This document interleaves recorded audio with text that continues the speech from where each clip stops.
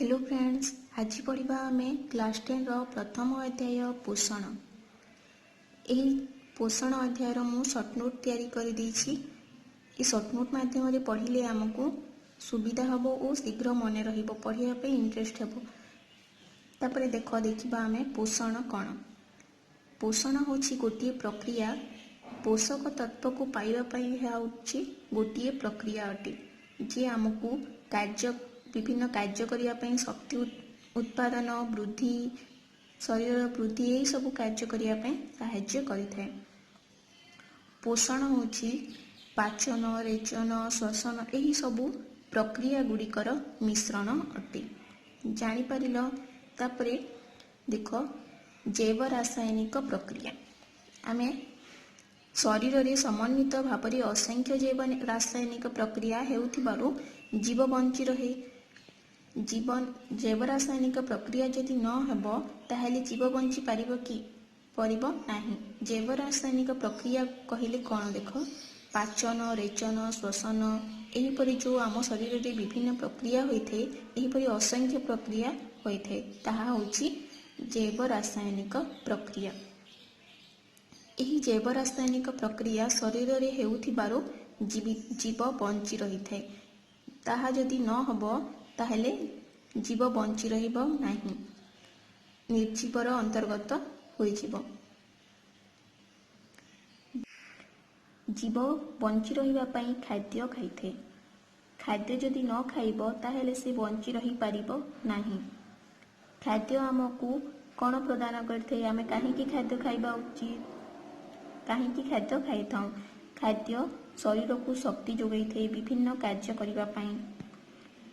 शरीर मध्य थिबा कोष टिश्यू अंग प्रत्यंग एही सबुर गठन पई खाद्य निहाती जरूरी अटे। आम शरीर रे रोग प्रतिरोधक शक्ति वृद्धि करिबारे खाद्य प्रधान अटे, प्रधान उत्स अटे। शरीर वृद्धि ताहार मरामती क्षयपूरण आमे कोठी कटिगले किंबा कौन दुर्घटना हेले सेतिरे जो आम अंग प्रत्यंगर मरामती हुए पुणी तैयारी होतिबा तैयारी पाई ताहार आवश्यक दरकार खाद्य। खाद्य जदि आमे न खाइबा ताहेले विटामिन मिली पारिबो नाही, पोषक मिली पारिबो नाही। जदि न मिलले आमे आमर शरीर वृद्धि और मरामती क्षय पूरण होई पारिबो नाही। तेणु खाद्य निहाती आवश्यक अटे। तापरे देखिबा खाद्यर प्रस्तुति कि किपरि भाबरे खाद्य तैयारी करिथांती और किपरि खाइथांती। उद्भिद किपरि खाद्य तैयारी करथे, से आलोक श्लेषण प्रक्रिया माध्यम रे प्रस्तुत करिथाय। प्रत्यक्ष भाबरे प्रत्यक्ष निजे निजर खाद्य प्रस्तुत करथे आलोक श्लेषण प्रक्रिया रे फोटोसिंथेसिस। से माटार चेर माध्यम रे माटीरू जल और सूर्य किरण नहीं पत्र रे ताहार खाद्य प्रत्यक्ष भाव में निजे निजर खाद्य तैयारी करिथाय। किंतु प्राणी माने सेमाने निजे निजर खाद्य प्रायतः तैयारी करि पारंती नाही। उद्भिद ठारे सेमाने प्रत्यक्ष किंबा परोक्ष भाव में निर्भरशील अटंती। केतेक मांसाशी प्राणी जो माने अन्य प्राणी माननकु मध्य खाद्य रूपे ग्रहण करिथांती। तो जानिले कि किपरि खाद्य प्रस्तुत करूछि। तापरे देखिबा आमे जीव खाउथिबा खाद्य प्रथमे ताहा जटिल अवस्था रे रहिथाय। ताहा जटिल रु सरल अवस्था को जीवा पई ताहाकु दांत रे चोबाइबा को पड़िथाय। आमे जेते जो अधिक चोबाइबा सेते शीघ्र ताहा पाचन होई पारिबो। आम शरीर को सेते शीघ्र शक्ति जोगई पारिबो। तेणु सेथि पई धीरे धीरे खाइबा को कुहा जाइथे। धीरे धीरे चोबई चोबई के खाइले शीघ्र पचन होइथे और शक्ति मिलिथे। प्रथमे जो खाद्य खाइथां ताहा जटिल अवस्था रे थाए। ताहाकु जटिल खाद्य को सरल खाद्य रे परिणत किए करिथाए पाचन। पाचन जदि न हबो ताहेले ताहा जटिल खाद्य सरल खाद्य रे परिणत होई पारिबो नाही। तो देखो सरल खाद्य रु आमको पुणी ताहा शरीर भितर दहन होइथे और जारण होइथे। ऑक्सीडेशन जारण ତାହା जो छोट छोट खाद्य दांतरे चाबिबा द्वारा ताहा छोट छोट खाद्य परिणत हो गला। जो छोट छोट खाद्य अच्छी ताहा पुणी ताहार दहन होइकी ताहार पुणी आहुरी जारण होइकी ताहार खाद्यर आउ जटिल खाद्यर अवशेष रही न थाए ताहा संपूर्ण रूप से जारण होई ताहाडरू आमको शक्ति मिली थाए। तो जानिले जटिल खाद्यरू शक्ति आमको किपरि उत्पन्न हैला। जटिल खाद्य खाइले ताहा पाचन होइकी दहन पुणी शरीर भितर दहन और जारण होइकी आमको शक्ति देला। तो देखिबा तापरे सरल जो खाद्य हैला सरल खाद्यरू शक्ति पाइबा पर्यंत जो दहन और जारण हैला सेही खाद्यर आउ खाद्य संपूर्ण रूपे ध्वंस हो गला डिस्ट्रॉय हो गला ताहार किछि अवशेष रहिला नाही। सेही ताहाकू सरल खाद्यरू शक्ति प्रदान मध्य जो दहन और जारण होई ध्वंस हो जाउछि खाद्य ताहाकू कहिबा ध्वंसात्मक प्रक्रिया। ताहाकू कहा जाय ध्वंसात्मक प्रक्रिया डिस्ट्रक्टिव। जानि परिलो तापरे देखिबा एहा हेउछि एही ध्वंसात्मक प्रक्रिया होउछि अपचय काटाबोलिज्म रो एक उदाहरण अटे। काटाबोलिज्म आमे काहाकू कहिबा ताहा देखो जो जटिल खाद्य बा जटिल पदार्थ रु शक्ति दे जटिल पदार्थ को शक्ति दे विभिन्न शक्ति द्वारा ताहाकू सरल खाद्य रे परिणत करिबा होउछि बा सरल पदार्थ रे परिणत करिबा को अपचय कुहा जाय।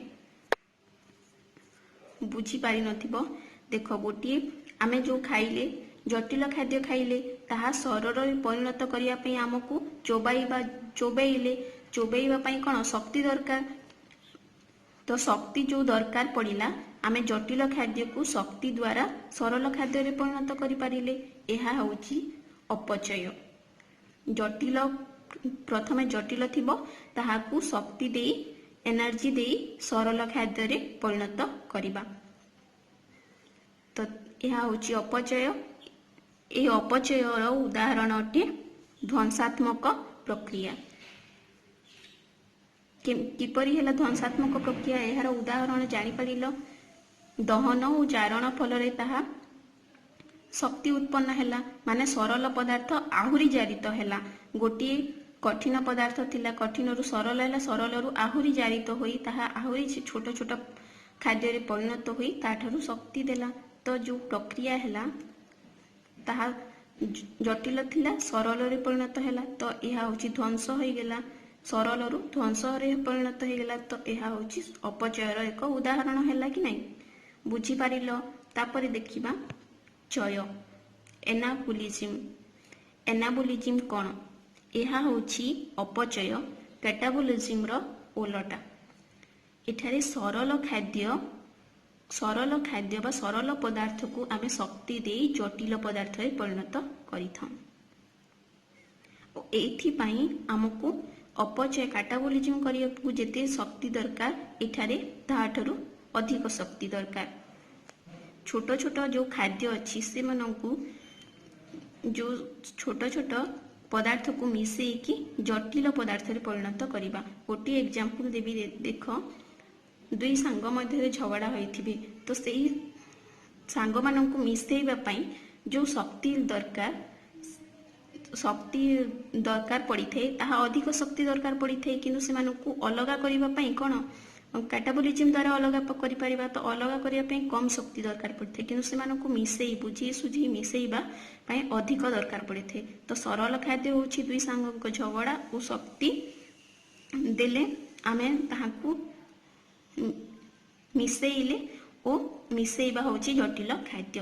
गोटिए कले विभिन्न खाद्य रु छोट छोट विभिन्न कणिका सब रही सबू को मिसेई गोटे छोट छोट कणिका को मिसेई जो गोटे बनइले गोटे पदार्थ बनइले ताहा होची जटिल खाद्य।